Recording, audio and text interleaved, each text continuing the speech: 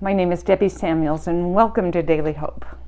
Well, we're going to be heading into 2 Samuel, and this book of the Bible can be divided up into 3 sections. The first section would be David's triumphs, the next one is David's transgressions, and the third is David's troubles.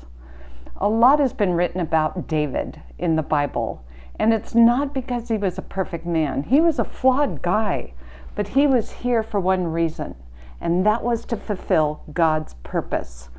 And so even with his flaws, David learned through experience how to love even when he was despised.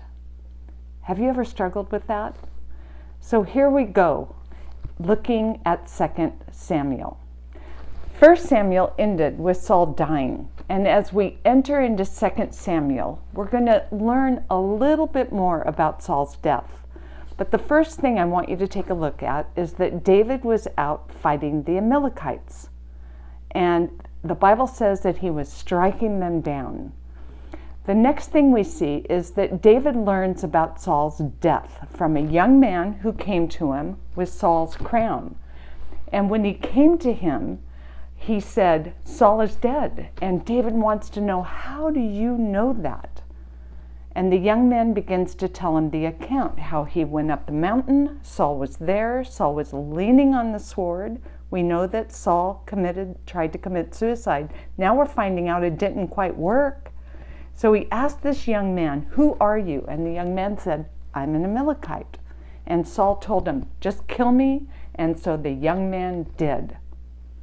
So here he is, an Amalekite, bringing David the crown and the armband. So proud of himself because he knew that David had been hunted for so long by Saul. Now, my question is, why did that chapter start with the battle of the Amalekites, and why did the Bible want us to know that he was an Amalekite? So I had to go take a look back into 1 Samuel chapter 15. This is 25 years before, and God tells Samuel, go tell King Saul to go battle the Amalekites. I want you to take them off the face of the earth. I want you to kill all of them, all of their animals, and burn everything that they own. And so Saul went to battle, and Saul did almost everything that God told him to do. But he decided to hold back the choice beef, the choice sheep, and also the king of the Amalekites. And he kept them. And when God found out that Saul disobeyed him, he said, I regret ever making him king. He's going to lose his power, his authority, and one day he's going to lose his crown.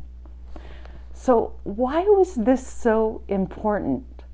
You see, for us, the Amalekites are a illustration or a type of the flesh. And this is why God was so strong in saying we need to remove this from the face of the earth. He wanted him utterly, completely destroyed. So the Amalekites are a type of the flesh, and we all struggle with the flesh. And if we jump up to Romans 8:13, Paul talks about this quite a bit, and he says, if you live according to the flesh, you will die. But if by the Spirit you put to death the misdeeds of the body, you will live. Paul says we are crucified when we come to Christ. We die daily. We cannot play around with the things of the flesh. They must be put to death. But what are those? Well, here's a short list. There's so much more, but there's jealousy, dissension, sexual immorality, fits of anger, drunkenness. To simplify it, it's not obeying what the Bible tells us to do. We need to learn to read the Bible and obey it. So this Amalekite, back to chapter 1, should have never been there with Saul. Saul disobeyed, and that Amalekite was there. How many times do we find that we are holding on to our Amalekite? the things of the flesh that we just can't seem to let go, the things that keep us from being obedient to God. See, if we don't kill it, it will kill us. Now back, verse 1 says that David just finished striking down the Amalekites.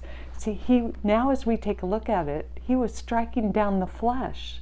So when he heard that King Saul had died, he acted out of the spirit and not the flesh. He had all the right to act out of the flesh. King Saul had taken so much for 10 years from David. But David knew that King Saul was God's anointed.